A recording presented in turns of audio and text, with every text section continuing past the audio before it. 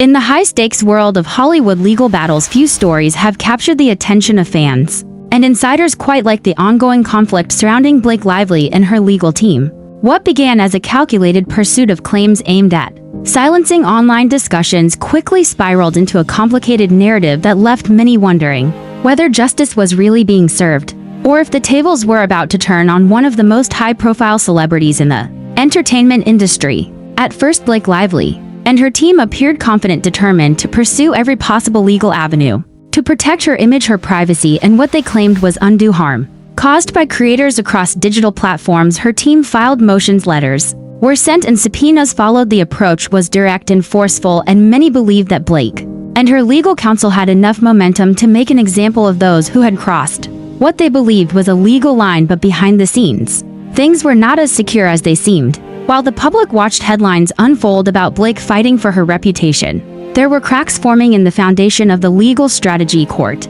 Insiders began whispering about key documents missing, or evidence not being as strong as initially presented. Creators who were targeted began pushing back more fiercely than anticipated, hiring their own attorneys and submitting counters that called the original case into question. The phrase "Blake's team comes up empty-handed" began surfacing online among legal commentators, who noted that one by one the arguments and accusations made by Blake's side were not holding up in court. Rulings were being delayed or denied. Judges began asking for more clarification, and what once felt like an unstoppable force suddenly appeared vulnerable. The very public that had initially been neutral or even sympathetic now started taking interest in the counterclaims being made by the creators involved. Social media played a powerful role in shifting the tone of the conversation. Popular creators shared updates, with their followers posting screenshots of documents, legal commentary, and detailed breakdowns of what they described as intimidation tactics. These posts went viral, not only amplifying the criticism against Blake's team,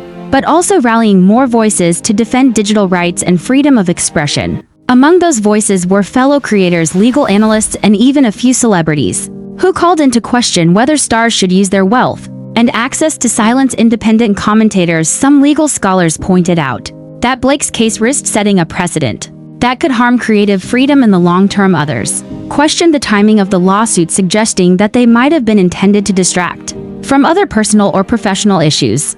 Meanwhile, Blake remained largely silent in the public sphere. Her team issued brief statements emphasizing the importance of protecting her dignity and denying any intent to suppress legitimate content.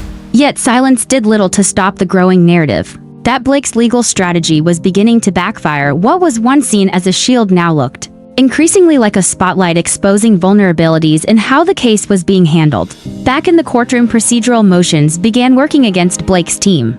Their evidence requests were denied on technical grounds, and several key deadlines passed without meaningful progress. To observers, it became clear that despite the bold start, the legal offensive was losing momentum, and the phrase "Blake's team comes up empty-handed" transformed from a headline into a recurring theme in legal blogs and media discussions. In this first chapter, the story is not just about Blake Lively, but about the gap between perceived power and actual outcomes. It raises questions about how legal battles are fought in the public eye, what happens when public opinion shifts, and how even the most well-known celebrities are not immune to unexpected setbacks in the courtroom. As the legal actions taken by Blake Lively's team started to unravel, creators who had once felt threatened or silenced began to find their voices again. The shift in momentum was both swift and significant, and it marked a turning point in the entire narrative surrounding the case. What had initially been described as a one-sided legal campaign was now turning into a story of resistance, determination, and unexpected strength from those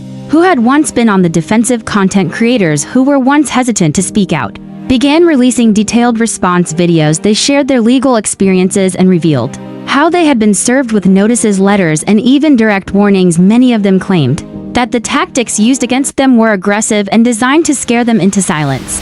But instead of backing down, they started pushing back legally and publicly. These creators did not act alone. They sought help from legal experts, organizations that protect digital rights, and fellow influencers who offered both moral and strategic support. Lawyers representing these creators argued that the original lawsuits lacked substance and were built more on intimidation than on solid legal grounds. Their counters included claims of misuse of legal tools and even attempted violations of free speech protections. Social media once again played a central role. Platforms like YouTube, Twitter, and Instagram became battlegrounds For public opinion, hashtags in support of the creators began trending. Some of the most popular being defend creators stand with voices and creators rights. No fans rallied behind these messages, expressing frustration with celebrities who use their resources to silence independent voices rather than engage in open dialogue.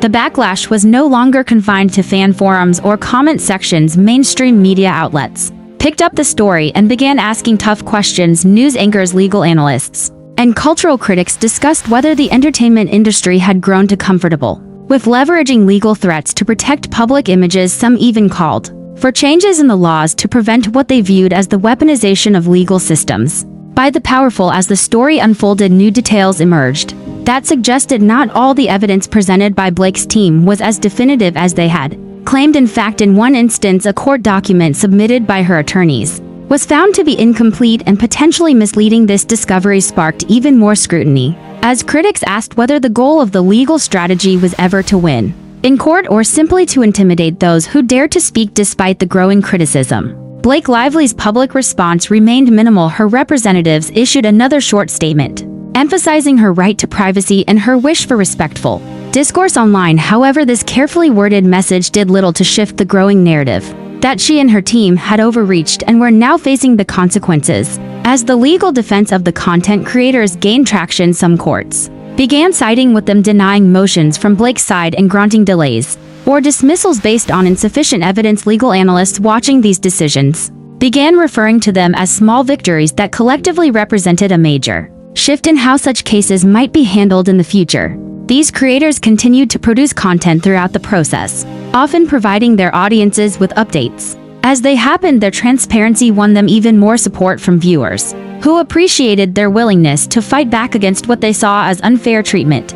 These updates were widely shared, drawing attention not just to the creators themselves, but to the larger issue of fairness and accountability in legal conflicts involving public figures. In the end, what started as a legal offensive aimed at protecting a celebrity's image turned into a broader conversation about power, freedom, and the importance of fair process. The creators who once faced legal threats were now emerging as central figures in a growing movement to protect expression and challenge the dominance of celebrity control over narratives. As the dust continued to settle, following the unexpected pushback from creators, questions began to mount about the inner workings of Blake Lively's legal strategy. What had gone wrong?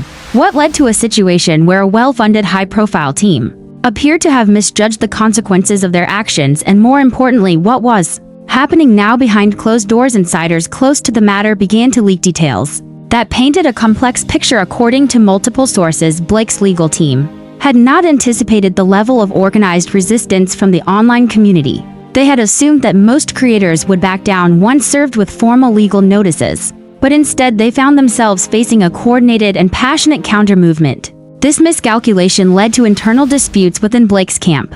According to legal analysts familiar with the case, disagreements arose between members of the legal team about the scope and method of their approach. Some argued for continued pressure, while others warned that the tide of public opinion had shifted too far and that any more aggressive actions could backfire even more severely. Adding fuel to the fire were reports that some documents filed by Blake's attorneys were being examined for possible misrepresentation. Though no official misconduct was announced at this stage, the mere suggestion of procedural issues forced the legal team to step back and reevaluate their position. These internal developments were not made public, but rumors and quiet leaks kept the media and fans guessing. Blake herself, according to friends, had become more withdrawn during this time. Although she remained committed to protecting her reputation, those close to her said she began questioning the overall strategy.